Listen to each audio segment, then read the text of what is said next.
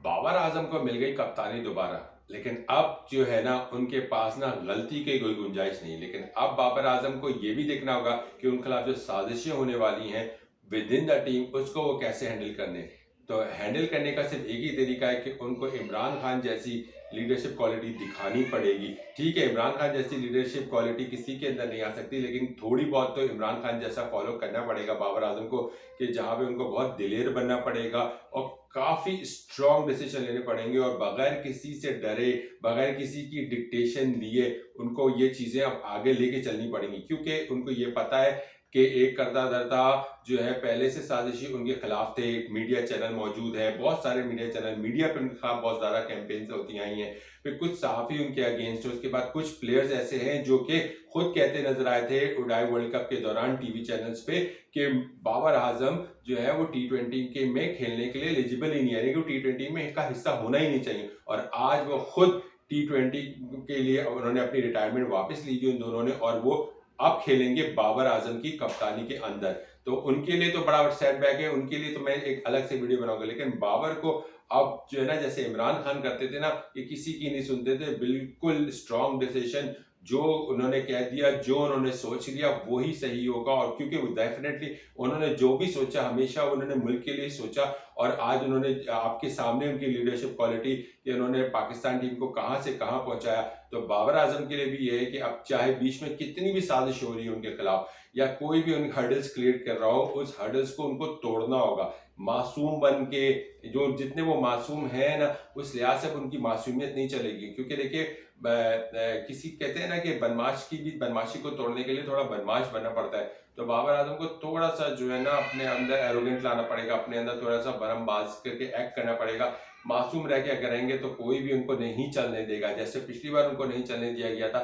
लेकिन इस बार जब वो वापस आए, क्योंकि ये लास्ट चांस है बाबर के लिए, अगर बाबर ने इसके अंदर कुछ कर दिखाना है तो अपनी पुरानी एक्ट, जैसे पहले वो जिस तरह वो अपनी कैप्टनसी करते आए हैं, उस तरह की कैप्टनसी, उस तरह का एटीट्यूड नहीं लेना होगा उनको। अब बहुत एग्रेसिव होना पड़ेगा और हर हर्डल्स को तोड़ना पड़ेगा। अब जैसे बाबर के लिए चैलेंज ये है कि कप्तानी तो वो करेंगे ग्राउंड में अपोनेंट टीम्स के खिलाफ, लेकिन विद इन टीम के भी ना उनको एक कप्तानी करनी पड़ेगी। और जितनी भी ग्रुपिंग है, जितनी भी हर्डल्स क्रिएट होगी, जितनी भी साजिशें करने वालों को जो है ना, उनकी साजिशों को बेनकाब करने की जरूरत नहीं है, वहीं से काट देने की जरूरत है। क्योंकि अब शोर शराबा करना बाबर के लिए अब वो जरूरी नहीं कि उसने मेरे साथ ये किया, उसने मुझे ये नहीं करने दिया, उसने मुझे वो नहीं करने दिया। बाबर के लिए अब ये सब चीजें खत्म हो जाएंगी, क्योंकि ये दूसरा मौका मिला है बाबर को, क्योंकि पहले गलत हटाया गया था तो अब वो वापस आए। अब बाबर आजम के लिए बहुत बिगेस्ट अपॉर्चुनिटी है। लोग कह रहे हैं कि बाबर को ट्रैप किया गया है, कोई लोग कह रहे हैं कि बाबर के साथ ज्यादती हुई है, क्योंकि बाबर ने अगर ले लिए वापसी तो कहीं ये ना हो कि बाबर के अगेंस्ट अगर सारी टीम खेलना शुरू हो जाओ, बाबर फिर टीम की परफॉर्मेंस ना अच्छी हो तो फिर बाबर पे ही ब्लेम आएगा। देखिए वो तो सबको दिख जाएगा कि कौन क्या कर रहा है, क्योंकि इतने सारे जर्नलिस्ट मौजूद हैं, मीडिया मौजूद है, इतने सारे क्रिकेटिंग फैन जो टीवी पे इस तरह के या यूट्यूब पे इतने शोज या फेसबुक पे अपने अपने एनालिसिस देते हैं, वो सब ये सामने ले आएंगे कि कहाँ परफॉर्मेंस कौन नहीं दे रहा, कौन कितना बाबर के खिलाफ अगेंस्ट कर रहा है। लेकिन वो तो बात की बात हो जाएगी ना, लेकिन ऑन द ग्राउंड जो चीज खो दी फिर वो खोने के बाद की वो डिस्कशन होगा। लेकिन on the ground on the spot performance देना, टीम को जितवाना, टीम को नॉकआउट स्टेज से में आगे लेके चलना, बहुत बड़े हर्डल्स आएंगे बाबर के सामने। तो बाबर आजम को बिल्कुल जो है ना चाहिए कि बिल्कुल फॉलो करें इमरान खान की लीडरशिप क्वालिटी को, कैप्टनसी जो उन्होंने करते हुए आए हैं दिलेराना अंदाज में। जिसने सुनी नहीं वो उसको साइड में किया, जो और जो जो जिसने सुन ली उसको साइड, उसको अपने साथ रखा। खिलाड़ियों को मोटिवेट भी करना है, खिलाड़ियों को साथ लेके भी चलना है, क्योंकि अभी देखिए न्यूजीलैंड के खिलाफ सीरीज सी टीम आ रही है, आपको भी पता है, मैं कितनी बार कह चुका हूँ, क्योंकि बकिया सारी उनकी ए बी टीम जो है ना वो आईपीएल में बिजी है। तो सी टीम के खिलाफ जीतना कोई बड़ी बात नहीं होगी। फिर आयरलैंड के खिलाफ सीरीज है, वो कोई बड़ी बात नहीं होगी। फिर इंग्लैंड के खिलाफ अगर सीरीज होती है वर्ल्ड कप से चंद दिन पहले T20 सीरीज, तो वो बड़ी इंपॉर्टेंट होगी। उसके बाद T20 वर्ल्ड कप है। बाबर के लिए सबसे अच्छी बात ये हुई कि बाबर आजम को T20 के साथ साथ वनडे का भी कप्तान बनाया गया, यानी कि वनडे तो उनके हाथ से गया ही नहीं था ना, वनडे के बाद तो कुछ हुआ ही नहीं। T20 में हाँ ये हुआ। तो कहते हैं ना कि जो आपके लिए खड़ा कुत्ता है ना वो खुद इसमें गिरता है, और यही हुआ इस वक्त इस करंट सिनेरियो।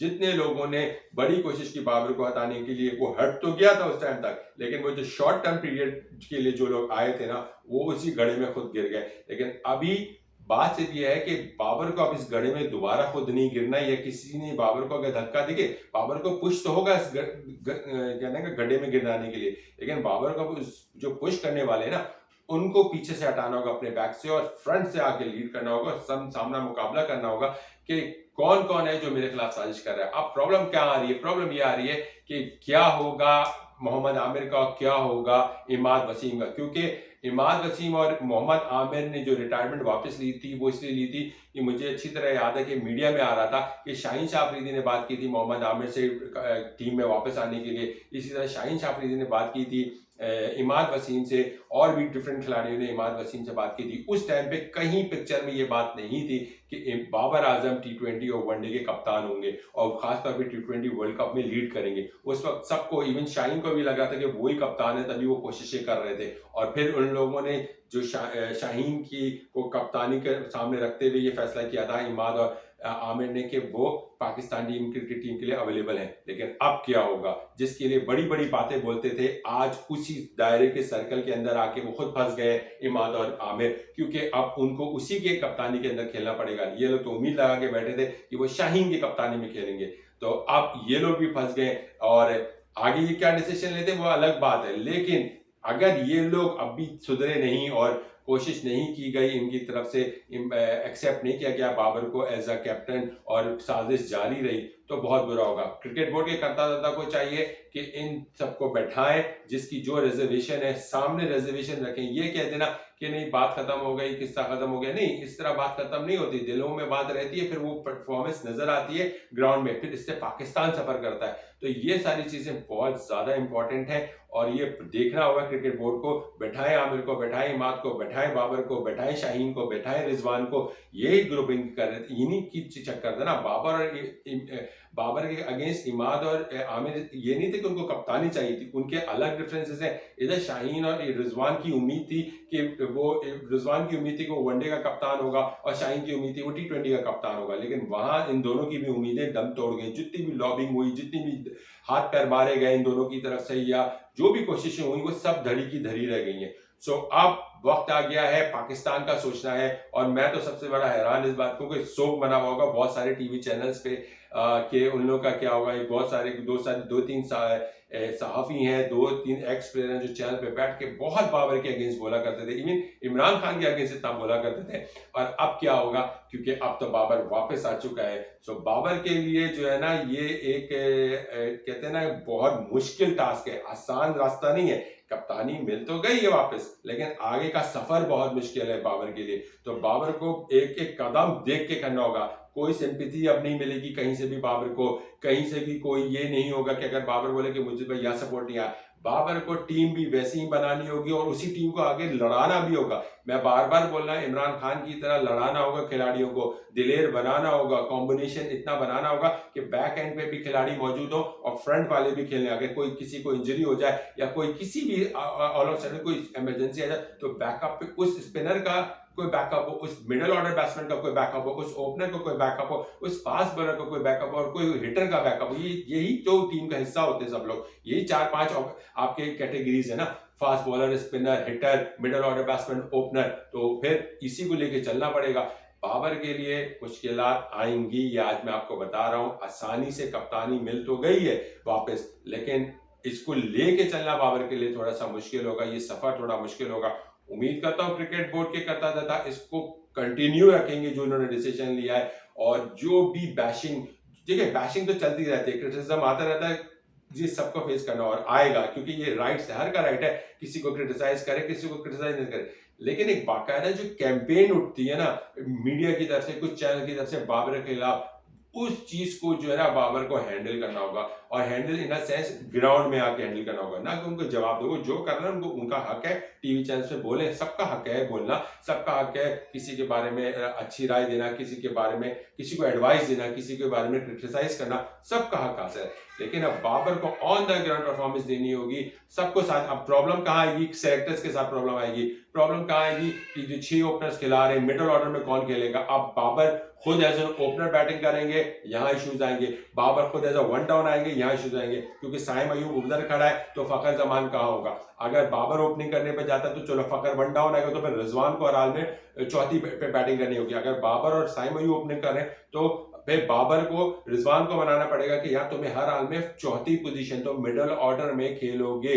तो फिर सलमान आका आ जाए या शादाब आ जाए, फिर इमाद आ जाए, तो बहुत से ऐसे खिलाड़ी, फिर इफ्तिखार है, तो ये पूरी लाइन है। फिर उसके बाद और ऐसे यंगस्टर मौजूद है हमारे पास। अभी हमने उस्मान खान के साथ जो किया है, अब बाबर को उस्मान खान के साथ को भी साथ लेके चलना पड़ेगा, क्योंकि उस बेचारे ने इतना बड़ा अपने साथ बुरा किया है, मैं आपको बता नहीं सकता। इतना बड़ा अपनी करियर के साथ रिस्क लिया है, क्योंकि उसको यहाँ पे अपॉर्चुनिटी नहीं मिली थी, वो यूई चला गया, वहां से सेंट्रल कॉन्ट्रैक्ट साइन किया, वो यूई की तरफ से रिप्रेजेंट करने जा रहा था। उसको यहाँ पे जिसने परफॉर्मेंस उसने पीएसएल में, यहाँ पे इतने सारे खिलाड़ियों ने उनको बोला, एक्स क्रिकेटर्स ने बोला, मीडिया ने बोला कि उस्मान खान को पाकिस्तान को रिप्रेजेंट करना चाहिए, वापस आना चाहिए। पीसी मीना ने तो ले लिया, उस्मान खान ने वहां पे अपनी विड्रॉ कर दी है, और उसके बाद उसके अलावा अभी एक्शन जो मीडिया में आ रहा है कि यूई जो है ना उसको शायद उसके खिलाफ एक्शन लेने वाली है, फिर हो सकता है उसको उसकी जो है ना बैन लग जाए यूई पे जाने में। तो उसके बाद अगर उसके बाद ना यहाँ से भी अगर उसको लॉन्ग टर्म परफॉर्मेंस के लिए ना उसको जगह मिल सके, आदर वो परफॉर्म करे या ना करे,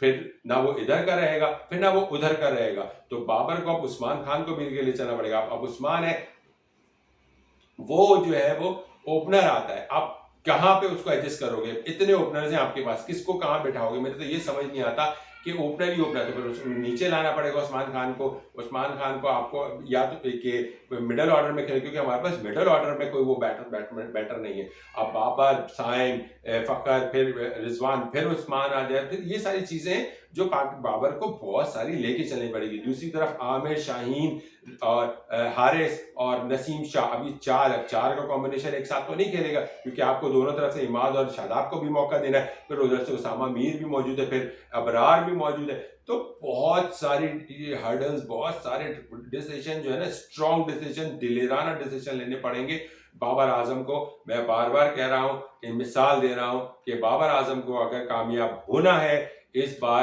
तो इमरान खान वाली स्ट्रेटेजी अपनानी पड़ेगी, क्योंकि पाकिस्तान के पास सिर्फ एक ही बंदा आया था, दिलेर बंदा आया कि क्रिकेट में भी, और आपको भी पता है लीडरशिप क्वालिटी में इमरान खान को ना किसी ने आज तक हराया है और ना आज तक उसको कोई हरा सकेगा। तो उसी की क्वालिटी को, चलो उसकी इमरान खान जैसा बंदा कोई आ भी नहीं सकता, लेकिन कम से कम इमरान खान जैसी इमरान की जो उसकी लीडरशिप क्वालिटी और जिसकी स्ट्रैटेजी है उसको बाबर आजम 50% भी फॉलो कर लेना, तो बाबर आजम बहुत सक्सेसफुल हो जाएगा। क्योंकि बाबर आजम कितना खुद भी स्किल्स है, खुद भी टैलेंट है, बैट से स्कोर भी हो रहा है। तो बाबर सिर्फ 50% में इमरान खान की जो लीडरशिप क्वालिटी ना उसको अडॉप्ट कर लेना, तो बाबर आजम जो ना पाकिस्तान को T20 वर्ल्ड कप आराम से जिता देगा। उसके बाद एक साल बाद, अब तक एक साल से भी कम अरसा रह गया, 11 महीने रह गए, फिर आईसीसी चैंपियन ट्रॉफी होनी है पाकिस्तान में, वो भी पाकिस्तान टाइटल के लिए बहुत बहुत जो है ना स्ट्रॉन्ग कैंडिडेट हो जाएगा, अगर बाबर ने इमरान खान की 50% जो है ना लीडरशिप क्वालिटी को अडॉप्ट कर लिया।